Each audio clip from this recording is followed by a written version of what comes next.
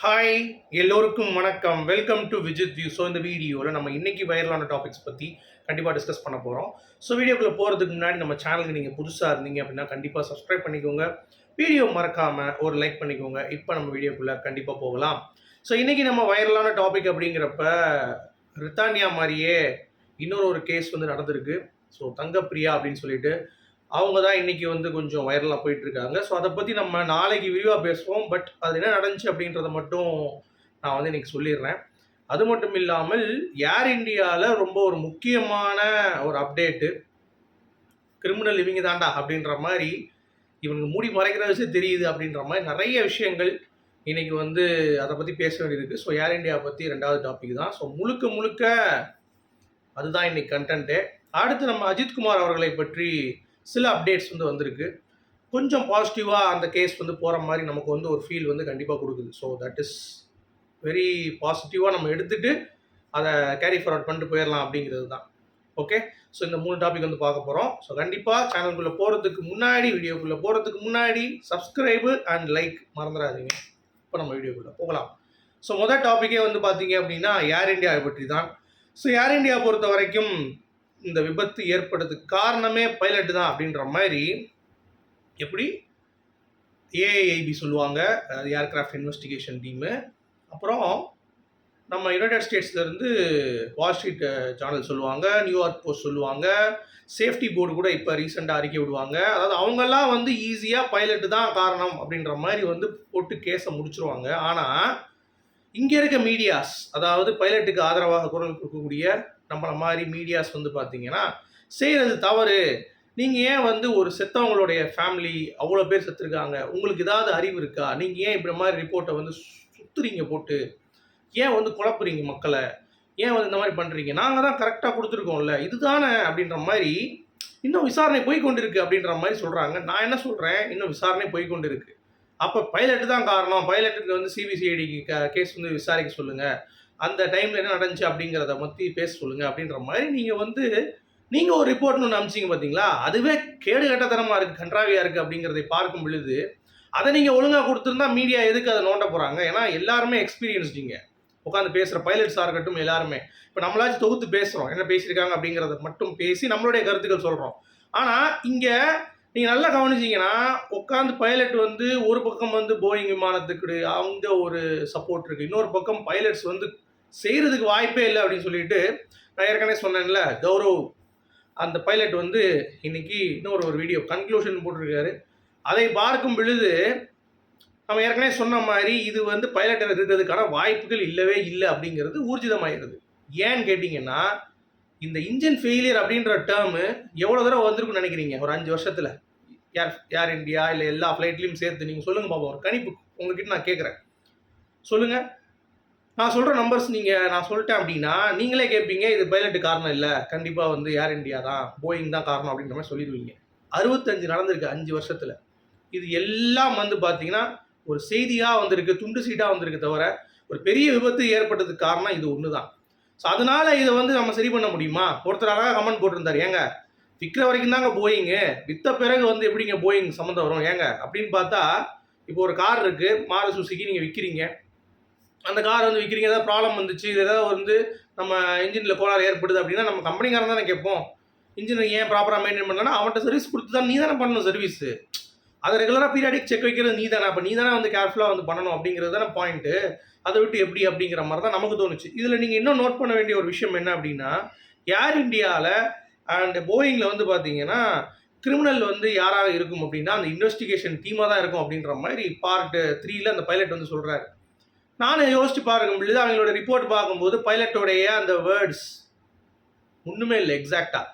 நான் பிளாக் பாக்ஸில் ஒரு ரிப்போர்ட்ஸ்லாம் வந்து நான் வந்து விசாரித்து பார்க்கும் பொழுது, படிச்சுட்டு இருக்கும் பொழுது அதில் பைலட்டோட எக்ஸாக்ட் வேர்ட்ஸ் வந்து கோர்ட்ஸில் வந்து கொடுத்துருக்காங்க. இதில் ஏன் அது வந்து மென்ஷன் பண்ணல? நீ கொடுத்ததே ஒரு ரிப்போர்ட்டே கிடையாது சரியா? அந்த ஏஐஐபி அப்படின்னு இருக்காங்கல்ல, அவங்க வந்து பார்த்தீங்கன்னா 1ஆம் நம்பர் கிரிமினல் அப்படின்ற மாதிரி தான் நம்ம வந்து சொல்லணும். ஏன்னா அவனுங்க மாட்டிக்கிட்டானுங்க, யாரே ஒருத்தனை காப்பாற்ற ட்ரை பண்ணுறானுங்க, அது யார் அப்படிங்கிறது வந்து தெரியல. இன்னொரு டைமில் அந்த பைலட்லேருந்து ஒருத்தர் தப்பிச்சார்ல, அவர் மேலேயும் வந்து விசாரணை நடத்தணும் அப்படின்ற மாதிரி இப்போ லேட்டஸ்ட்டாக வந்து பார்த்தீங்கன்னா ஒரு தகவல் வெளியே வருது அந்த பைலட்டோட சேர்த்து.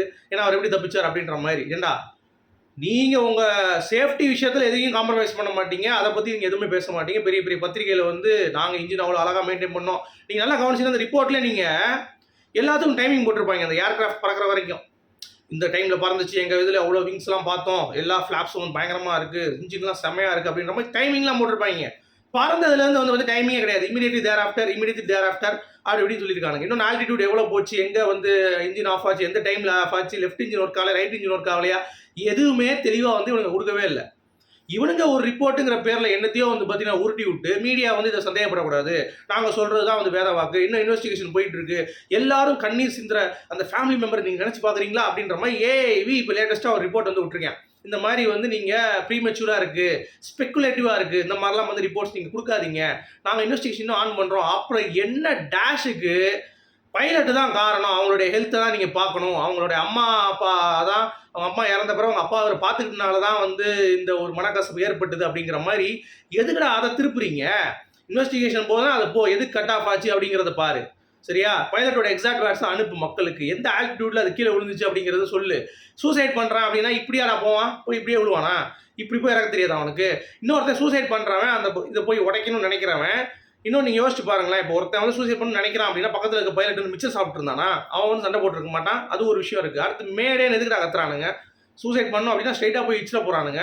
அதுவும் இல்லாமல் ஒரு கிலோமீட்டர் தள்ளி நான் ஏற்கனவே சொன்ன மாதிரி ரிசர்ச் இன்ஸ்டியூட்டு, அப்புறம் வந்து மக்கள் குடியிருப்பு பகுதிகள், அது மட்டும் இல்லாமல் காலேஜில் வந்து ஒரு பெரிய காலேஜ் வந்து இருக்குது. ஸோ இவ்வளோ விஷயங்கள் இருக்கும் பொழுது அங்கே விழுந்ததான் இன்னும் உயிரிழப்புகள் வந்து அதிகமாக இருந்திருக்கும். அங்கே போய் விழுந்திருக்கலாம்ல சூசைடல் தாட்டாக இருந்தால்.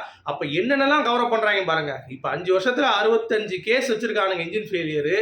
ஒரு இன்ஜினை வந்து இவங்க பராமரிப்பு பண்ணுறதுக்கு ஒரு வக்கு இல்லை. ஏன்னா இந்த விபத்து ஏற்பட்ட பிறகு ஏர் இந்தியாவுக்கு எதிராக, போயிங் விமானத்துக்கு எதிராக அவ்வளோ பேர் கமெண்ட் போட்டிருந்தாங்க. இந்த மாதிரி உள்ளே வந்து சேஃப்டி இல்லை, ஏசி ஒர்க் ஆக மாட்டேங்குது, அது இதுன்னு சொல்லி ஒவ்வொருத்தனா வந்து பார்த்தீங்கன்னா பதறிட்டு இருந்தாங்க.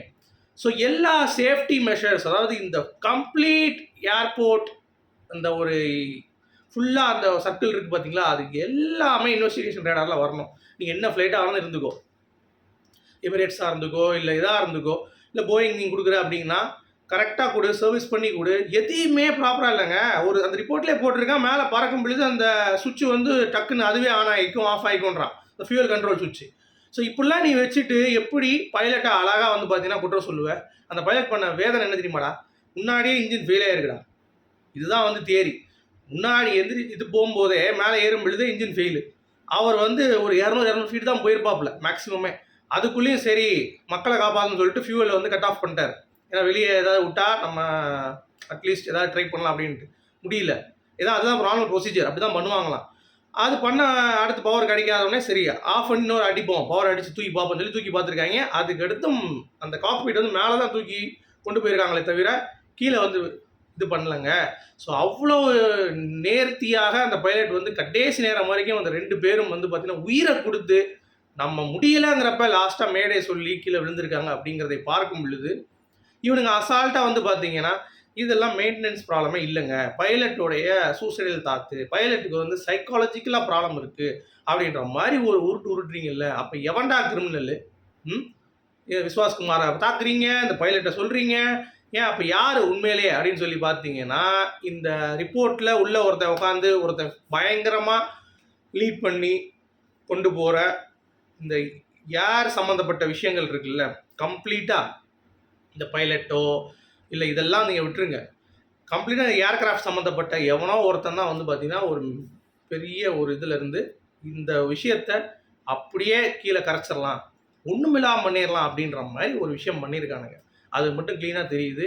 இதில் குற்றவாளி பைலட்டும் கிடையாது, இதில் குற்றவாளி வந்து பார்த்தீங்கன்னா நம்ம விஸ்வாஸ்குமாரும் கிடையாது. இதில் குற்றவாளி அப்படிங்கிறது இந்த ஏர்கிராஃப்ட் மெயின்டைன் பண்ணுறவனுங்க அப்படிங்கிறது ஏதோ ஒரு விஷயம் அவங்களோட ரெவன்யூ பாதிக்கும் அப்படிங்கிறதுக்காக மறைக்கிறானுங்க அப்படிங்கிறது இந்த ரிப்போர்ட் மூலமாகவே தெரிஞ்சிருச்சு ஈஸியாக. நீ ரிப்போர்ட்டை ஒழுங்காக பண்ணால் மீடியா ஏன்டா அதை திரிக்க போகிறேன் அப்படின்றது தான் எல்லாருடைய கேள்வியும். நீங்கள் இதை எப்படி பார்க்குறீங்க? ஏன்னா எல்லாரும் கண்ணை தெரிவிக்கிறானுங்க, நீங்கள் இதை பற்றி பேசக்கூடாது. எதுக்கு பேசக்கூடாது? பேசினா நியாயம் கிடைக்கும், பேச தான் செய்வோம், பேச தான் வேணும், மக்கள் கேள்வி கேட்க தான் வேணும். அப்போ தான் கேள்வி கேட்டே ஒன்றும் கொடுக்க மாட்டீங்க. இந்த கேள்வி கேட்காம உட்காந்துருந்தா நீங்கள் ஜாலியாக வந்து பார்த்தீங்கன்னா என்னமோ எழுதிட்டு போயிடுவீங்களாடா அப்படின்ற மாதிரி தான் நமக்கு ஃபீல் ஆகுது. ஸோ நீங்கள் இதை எப்படி பார்க்குறீங்க அப்படின்னு சொல்லுங்கள். ஓகே, அடுத்து நம்ம அஜித்குமார் அவர்களுடைய கேஸில் ஒரு என்ன சொல்கிறது அடுத்த லெவலுக்கு வந்து போகிறாங்க அப்படிங்கிறது பார்க்க முடியுது. என்ன அப்படின்னா ஃபஸ்ட்டு வந்து பார்த்தீங்கன்னா, அவரை அடித்த இடத்துல எங்கே அடித்தாங்க அப்படிங்கிறது உங்களுக்கு ஏற்கனவே தெரியும். ஒரு இடத்துல வச்சு அடிக்கும் பொழுது அந்த இடத்துல போய் அவங்க பிரதர் நவீன்குமார் கிட்ட போய் விசாரணை இன்னைக்கு சிபிஐ பண்ணியிருக்காங்க.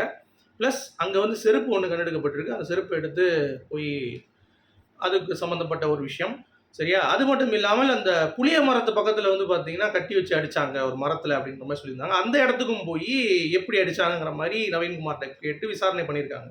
சிபிசிஐடி இஸ் ரோலிங் ஆன் அப்படிங்கிறத நம்ம பார்க்க முடியுது. ஆனால் இதில் என்ன ஒரு இதுனா, நவீன்குமாருக்கும் அவங்க அம்மாவுக்கும் காசு விஷயம் கொஞ்சம் ஒரு மண்டபத்தில் உட்காரச்சு பேசியிருக்காங்க. இந்த மாதிரி சரி கட்டிடலாம் அப்படின்ற மாதிரி. பட் அவங்க அதை ஒத்துக்கலையா. இருந்தாலும் அது வந்து பெரிய ரகலையாக இருக்குது. ஸோ அதெல்லாம் இன்னைக்கு நடந்துட்டு இருக்கு. அதாவது ஒரு உண்மையை மறைப்பதற்கு என்ன வேணாலும் பண்ணலாம் அப்படிங்கிறதுக்கு இது ஒரு உதாரணம். ஆனால் அவங்க வாங்க மாட்டேன்ட்டாங்க. என் பையனுக்கு நீதி வேணும், எல்லாரும் தண்டிக்கப்பட வேணும் அப்படின்ற மாதிரி அழகாக வந்து அவங்க கொண்டு போயிட்டு இருக்காங்க. ஸோ அம்மா வந்து ரொம்ப வருத்தி பேசியிருந்தாங்க இன்னைக்கு. அது இன்னைக்கு கொஞ்சம் வைரலாக இருந்தது. அது மட்டும் இல்லாமல் ரித்தானியா கேஸ் வந்து பார்த்தீங்கன்னா, நான் ஏற்கனவே சொன்ன மாதிரி சீமான் அவர்கள் குரல் கொடுத்தாரு. என்ன பண்ணிட்டு இருக்கீங்க மகளிர் அமைப்புகள், மாதர் அமைப்புகள் அப்படின்ட்டு. அவங்க வந்து ரித்தானியா குரல் கொடுப்பாங்கன்னு பார்த்தா, சீமானை எப்படி பேசலாம் அவரு அப்படின்ற மாதிரி குரல் கொடுத்துட்டு இருக்காங்க. டேய் என்னடா நீங்கள் இங்கே தான் இருந்து வரீங்க அப்படின்ற மாதிரி தான் இருந்துச்சு. சரியா? அது மட்டும் இல்லாமல் நம்ம திரௌபதி படத்துடைய டைரக்டர் மோகன்ஜி அவர்கள் ரித்தன்யாவை பற்றி ஒரு விஷயம் பேசியிருந்தார். இப்போ அவங்களே தைரியமாக போய் போலீஸ் ஸ்டேஷனில் கம்ப்ளைண்ட் பண்ணியிருந்தாலும், நீங்கள் எதுக்கு இங்கே வரீங்க, மகளிர் இதுக்கு போங்க அப்படின்னு சொல்லி சுத்தமாக விட்டுருப்பாங்களே தவிர இதுக்கு நீதி கிடச்சிருன்னு நினைக்கிறீங்களா அப்படின்ற மாதிரி கேட்டிருந்தாரு. எனக்கு இப்போ அதெல்லாம் பார்க்கும்போது நிஜமாவே கண்டிப்பாக ரித்தன்யாவுக்கு கிடச்சிருக்காது அப்படின்ற மாதிரி தான் தோணுது. அதுக்காக சாவறது நான் நியாயப்படுத்தலை. இருந்தாலும் அந்த பொண்ணு போராடி இருக்கலாம் அப்படிங்கிறது என்னுடைய பாயிண்ட். பட் நீதிங்கிறது இந்த இதில் ஒவ்வொருத்தரும் வந்து பார்த்தீங்கன்னா ஒவ்வொரு விஷயம். சரியா? இன்னொன்று நீங்கள் கவனிச்சிங்கன்னா, நம்ம எதுக்கு போலீஸ்கிட்ட போவோம், பாதுகாக்கணும் அப்படின்னு தான் போவோம். அந்த போலீஸ்காரனே பொறுக்கி போயில இருந்திருக்கேன் அப்படின்னா பார்த்துக்கோங்களேன். பூபாலன் அப்படின்னு சொல்லிட்டு தங்கப்பிரியா அப்படின்ற ஒரு கேஸ், டவுரி கேஸ். ஒழுங்காக காசு கொடுக்க மாட்டான். சரியா? அவன் சம்பாதிக்கிற 2 பிள்ளைங்களுக்கு ஃபீஸ் கட்டுறதுக்கு முதற்கொண்டு அவங்க அம்மாட்ட இருந்து காசு வாங்கிட்டு வான்னு சொல்லி தொல்லை பண்ணி, அது மட்டும் இல்லை அவளை அந்த பொண்ணை அடித்து துன்புறுத்திருக்கான். அதுக்கு ஃபோன் பண்ணி பேசியிருக்கேன். அந்த மாதிரி அவன் அம்மா கிட்டேயும் தங்கச்சிக்கிட்டையும், நான் எப்படி அடிச்சது தெரியுமாடி, அவ்வளோ அடிச்சோன்னு நொறுங்கி போயிட்டா, அவள் விழுந்து அப்படியே இருக்கும்போது முத்தியில் ஒரு லாக் பண்ணேன் அப்படின்ற மாதிரி. யாரா அவனுங்க, சைக்கோ கேடு கட்டவங்களா? இல்லை இந்த அளவுக்கு கேவலமாக ஒரு பொண்டாட்டி அடிக்கும் பொழுது இன்னொரு பெண்மணி அதை பார்த்து சிரிக்கிறது அப்படிங்கிறது எச்சப்ப குடும்பமாக இருக்கும் போலே அப்படின்ற மாதிரி தான் இருக்குது. இதை பற்றி விரிவாக நம்ம நாளைக்கு பேசுவோம். ஏன்னா இதுக்கு வந்து ஏர் இண்டியா சம்மந்தப்பட்ட டாபிக்ன்றதுனால இதை பற்றி நம்ம நாளைக்கு விரிவாக பேசுவோம். ஆனால் நீங்கள் யோசிச்சு பாருங்களேன், ஒரு காவலரே இதை பண்றாரு அப்படிங்கிறப்ப என்ன சொல்றது? உங்களுடைய கருத்துக்கள். மீண்டும் சந்திப்போம்.